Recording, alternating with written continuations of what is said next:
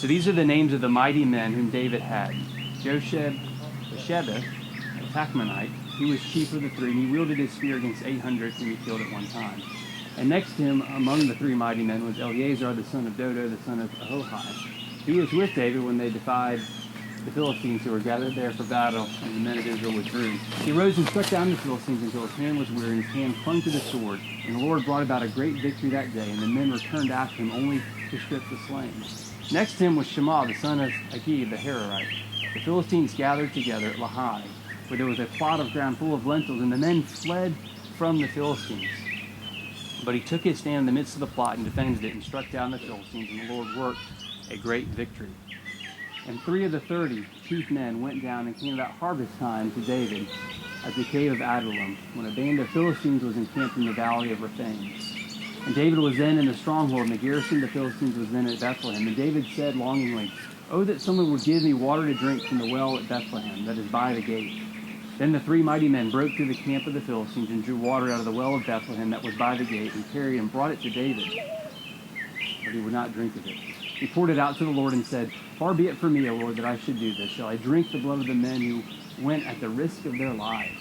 Therefore he would not drink it. These things the 3 mighty men did.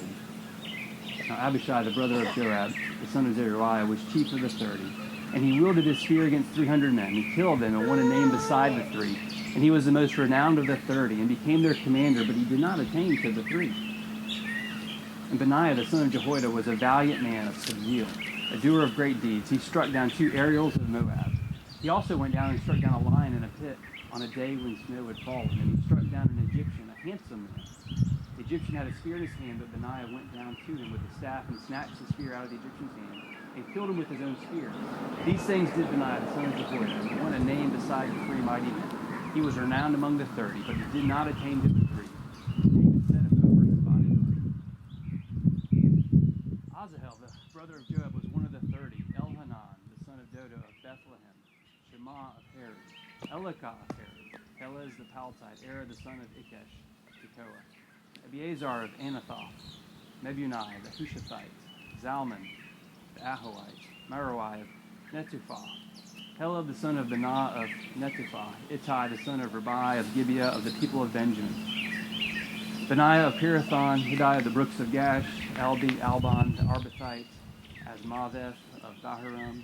Eliabah, the Shalbanite. The sons of Jashin, Jonathan. Shema, the Haratite. Hiam, the son of Shahar, the Hararite. Eliphelet, the son of Ahazbai of Makkah. Eliam, the son of Ahithophel of Gilo. Hezrah of Carmel, Parai the Arbite, Igal the son of Nathan of Zobah, Benai the Gadite, Zelek the Ammonite, Naharai of Beroth, the armor-bearer of Joab the son of Zeruiah, Ira the Ithrite, and Uriah the Hittite. 37 in all. Let's pray. Heavenly Father, bless the reading of your word and especially the preaching of your word. In Christ's name. Amen. Well, here we have the list of all the warriors of David. Last week when Charlie and DJ were here, they stayed with me for a few days, and once the boys went to bed and it was somewhat calm in the house, we usually just watch a movie and talk for a little bit. And one night we watched some movies with Stallone and Schwarzenegger. I think that was DJ's choice. But those are the mighty men of the 80s and 90s, right? The Terminator, Rambo, all that kind of stuff. That's who we have here. We have like the best of the best. The Rambos, the Arnold Schwarzeneggers, the real-life warriors here in the text. So we're just going to go through this and see what it teaches us, not only about life in Israel, but also what it teaches us about Christ. Verses 8 through 12 are the list of the 3. These 3 guys who are like the elite guys in Israel. The first is Josheb Bashir. He's one of the 3 in verse 8. He's one of the best warriors that is there. It says, with his spear, he killed 800 at one time. You would think someone, and once you killed like 7 or 8, you might stop. This guy just continues. He's a killing machine, knocks out 800 guys, takes them out at one time. The next guy, Eleazar, it says he struck down the Philistines, and he killed so many of them. It says in verse 10, it said, he was weary and the sword clung to his hand. And this is what you might see maybe in a movie today when someone, there's a robbery or a theft or something happens, and someone steps in and starts shooting everyone and kills everybody, maybe unexpectedly, and he's so overwhelmed, like the gun is just, he can't drop the gun, you know? The sweat, the anxiety, that fight or flight response, that's what we have here. This guy has killed so many people, he can't get the sword out of his hand. He's killed so many folks in verse 10. The third man listed in verse 11, the third man of the three here is this guy named Shammah.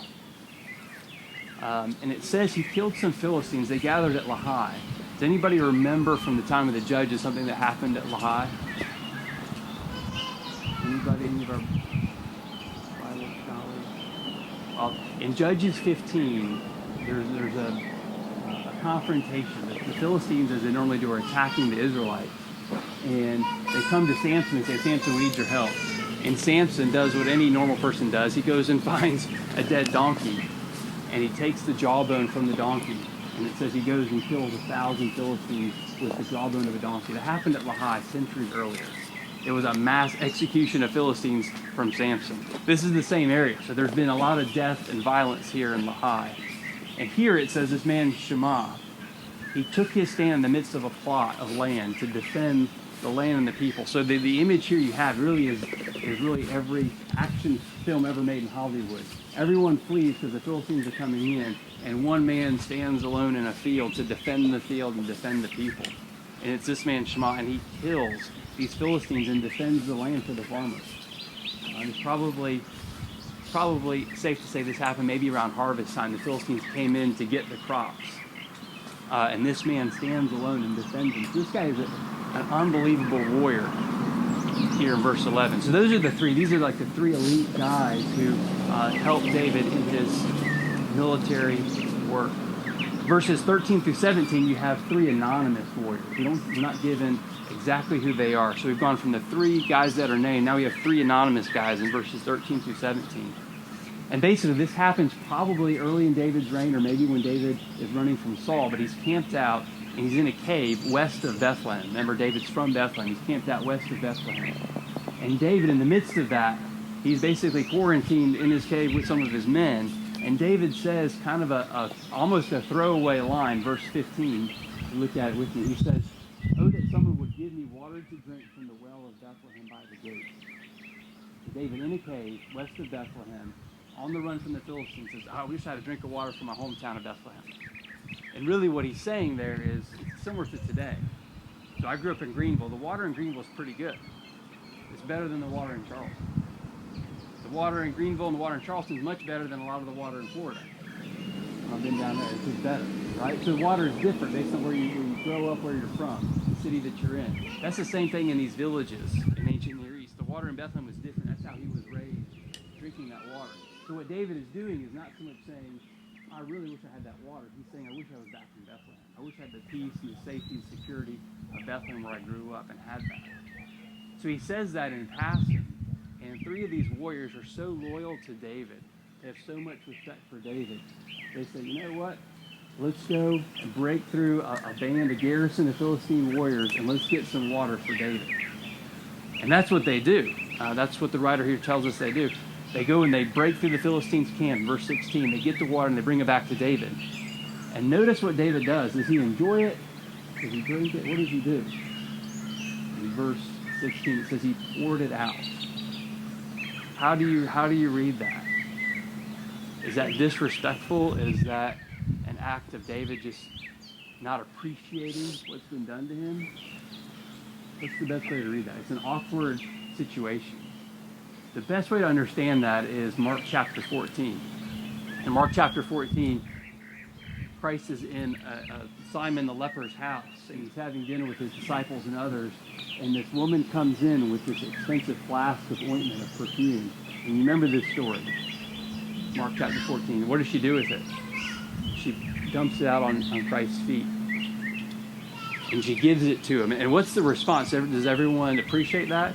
Not really. If you look at the parallel account, the Johannine account, the John account, in John chapter 12 maybe, 11 or 12. If you read that account, one guy actually says, "We could have used this for the poor." One guy named Judas, who's running the books for Christ. He's the accountant. He says, "This is a lot of money, Christ, that we wasted." What was that woman doing? she was saying, this is the most valuable thing I have. I want to give it to the Lord. I want to give it to him. I want to give it to him and anoint him. That's an image of what David is doing here. David's saying, what I have here is so valuable. These guys have risked their lives for me. It's like their blood, he says.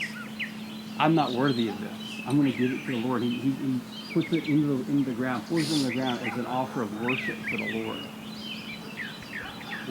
What an example for us. That think about what you have. Think about the most valuable thing you have. It belongs to the Lord. The most valuable thing you have belongs to him because he's given it to you. Right now, in the midst of COVID-19, all this stuff, the most valuable thing you have might just be your health. That's the gift that God gives you. It's something you haven't earned.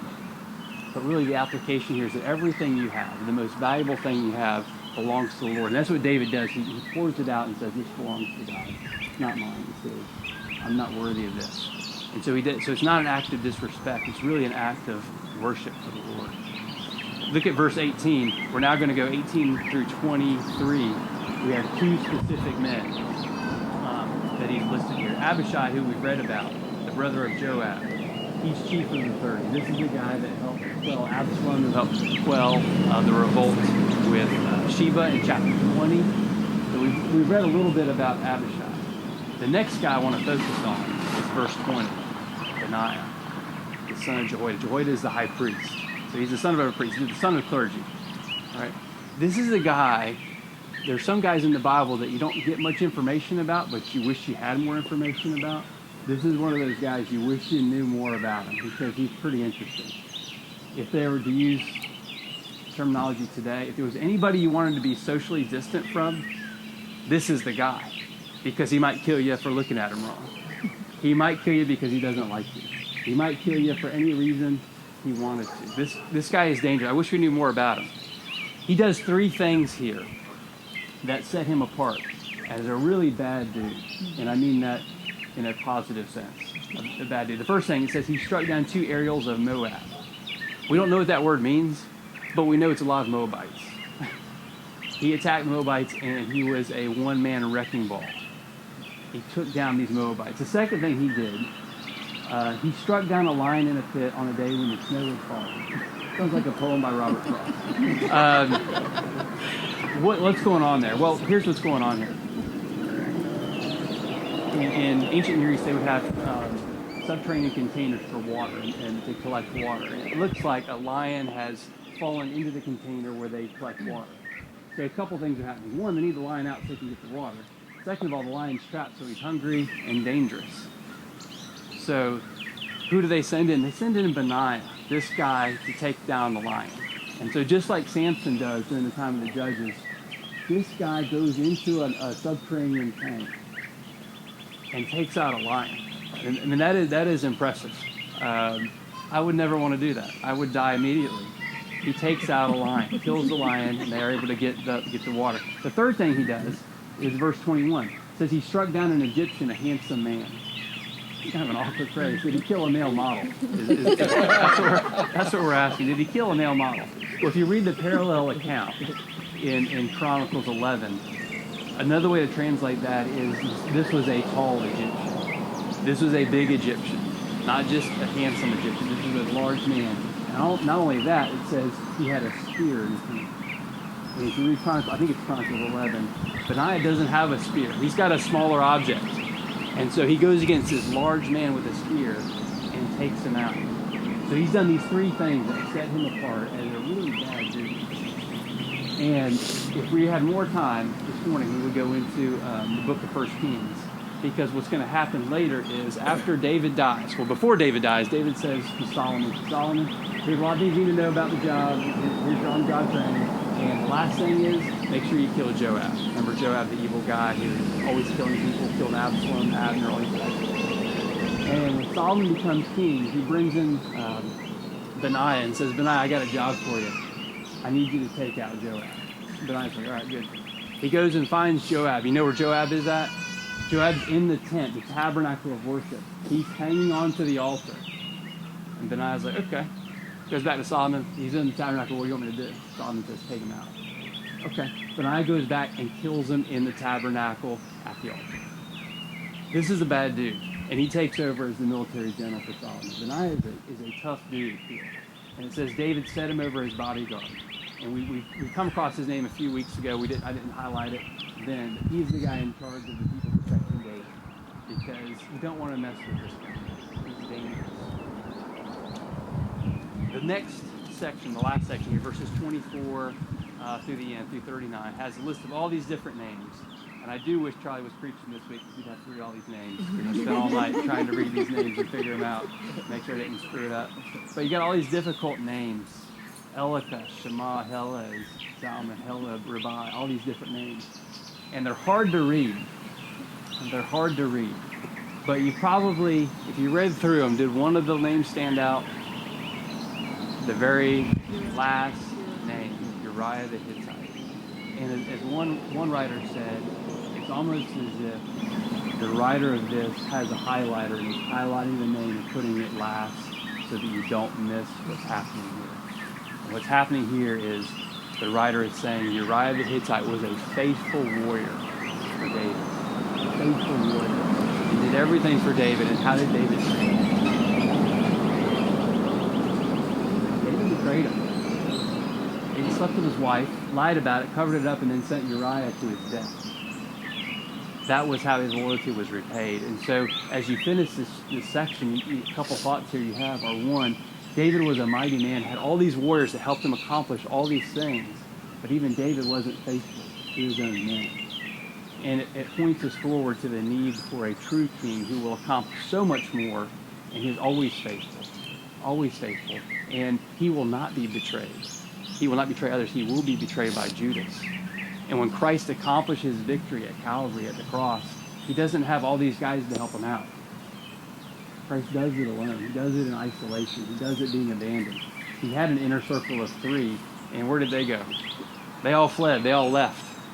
And so Christ accomplished the greatest victory, a victory David could never accomplish on his own, without any of the help of his disciples, and if we're honest, without any of our help. None of our good works today, tomorrow, next year, none of those things will contribute to his salvation, to redemption. He does it alone. He does it on his own. For you, for his people. And that's what we see here, is that David is a warrior king who accomplishes a lot, but he does it with help. Christ is going to do it on his own. And he's going to defeat more than just Philistines and Moabites and a tall, handsome Egyptian guy. Christ is going to defeat sin. He's going to defeat death. He's going to defeat evil, Satan. That's what Scripture teaches us. And he's going to defeat that, which means when we face issues like coronavirus, in light of eternity, it's not that, I don't want to minimize the health issues, but it's not a big deal in light of eternity, because the biggest things you have to fear are sin and death. And Christ has defeated those. So a virus is not really going to stand a chance against a king who can defeat every enemy and has defeated every enemy at the cross. And so as we kind of live with anxiety right now, we live with uncertainty, we live with some chaos and confusion. We really don't have to. So we know who's on the throne. We know who's in control. He's a king who doesn't need help. He doesn't need 36 men like David, 37 men. He doesn't need those guys. He does it on his own. He accomplishes it for himself. He does it for us, for our good and for his glory. And so the final thought would be, we don't need to hoard things, toilet paper, water, this kind of thing. What you do need to store up on, what you do need to hoard is the gospel, because you need it every day. You need to hoard it so that you believe it when things are good and when things are bad, and so that you can share it. You need to hoard the gospel. You need to believe in a king who's done it for you, who's done everything for you. And while David just figuratively poured out water on the ground, Christ poured out his blood on the ground at Calvary for your sin, to accomplish your redemption. He's done that. So everything else pales in comparison. So we want to be able to face issues like Corona or COVID-19, all these things, not with anxiety or with fear, but with confidence in the goodness of God, confidence in the promises of the gospel for us. Because he's good and he's in control. We can trust him. He's not surprised by this. We have a king who's in control. Let's pray.